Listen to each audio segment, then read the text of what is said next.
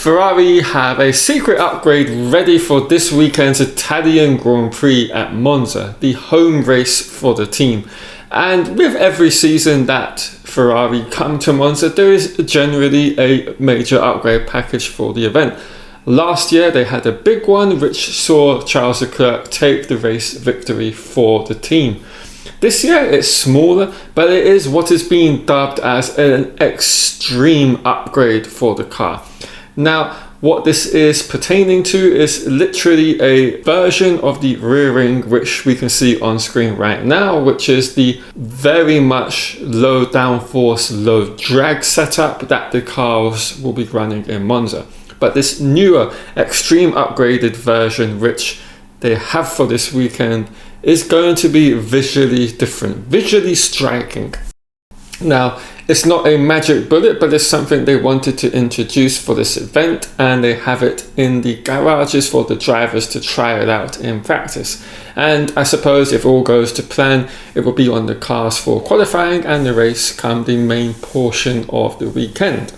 Now, what do I expect out of Ferrari and the weekend as a whole? Well, I think they're going to end up being the second force for the weekend. I think it's going to be a tight battle between them and the Mercedes. I think Red Bull are going to be out of the picture because this sort of circuit does not suit them. And I expect a very dominant performance from the McLaren team. At least that is all on paper.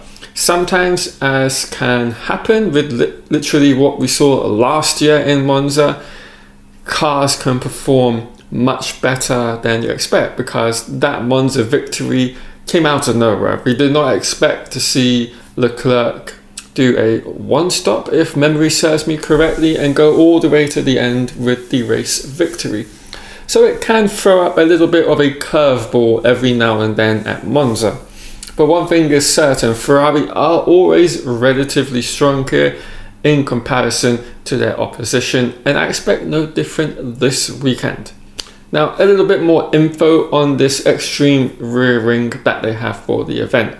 Now, this is designed after the technical regulation changes earlier in the season when the flexibility of the front and rear wings was updated to make sure teams weren't pushing the envelope of what was deemed the spirit of the intended regulations at that time.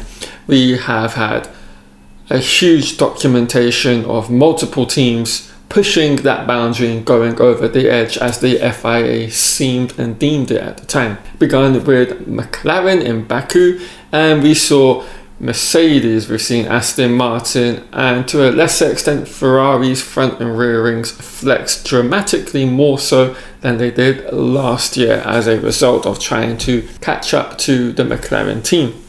Now, with the rules being tightened during the season, that meant Ferrari, while they were still implementing and making this change, it is not as dramatic as it maybe once could have been. And so with that all being said, the two options are as this. The more extreme version is what will be dubbed as a somewhat more risky version, more pushing the boundaries of the technical regs as they currently are. And maybe that then means they have a problem with regarding a protest by a team were they to use this version. It's also visually striking, as I mentioned. I think that will be because the rear wing tips are going to be that much more trimmed.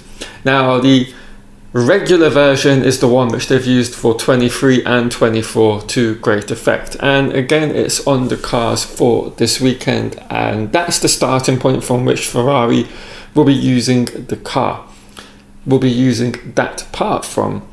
So yeah, it's going to be interesting if we get pictures of this more extreme version to see what the differences are.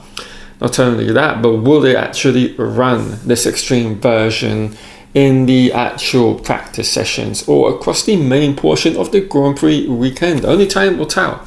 But I hope at least since they've manufactured it, brought it to the event, I hope they at least tried it out with one, if not both, of the drivers throughout the 3 practice sessions. That at the very least should be in the back of their minds, because why waste money on it if you're not going to try to utilize or at least see how it plays out once you have it on the car, to do a back-to-back comparison between the two specifications you have for this weekend.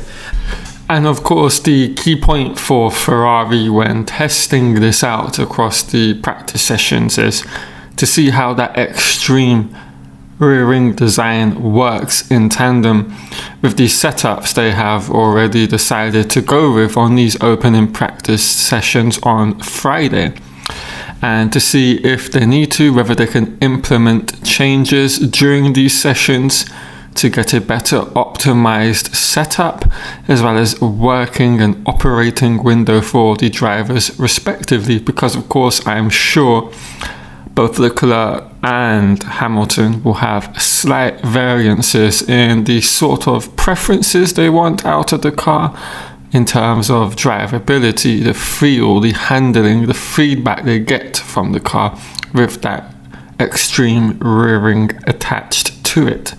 And it just might be the case, no matter what they do, they just find they really cannot get it working, and therefore decide to take it off the car and not utilize it. Or it may be the case that one driver likes it, the other doesn't, or both hate it, or both like it. We're not gonna know, and they're not gonna know until they hit the track come Friday morning, or Friday afternoon, depending on what time zone Monza, Italy is in when it takes place, and things can go from there. Anyway, that's my thoughts on all that. Hope you guys have enjoyed the video. If you have, do leave a like on this video, and if you have that hype function in your app while you watch this video, do hype this video up to get a greater reach for it. That would greatly help me out, and I would appreciate that. Right, everyone, enjoy the Monza Grand Prix weekend, and I'll catch you all a little bit later on. See you soon.